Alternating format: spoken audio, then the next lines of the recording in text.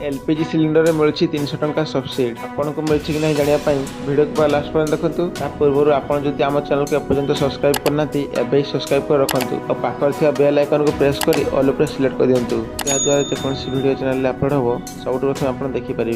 तो दर्शक बंधु आसतु भिडियो जाना प्रधानमंत्री उज्ज्वला योजना अधीन केंद्र सरकार योग्य नागरिकों को 300 टंकार आर्थिक सहायता प्रदान करती। यही सब्सिडी प्रधानमंत्री उज्ज्वला योजना रे पंजीकृत व्यक्ति मानक पई उपलब्ध।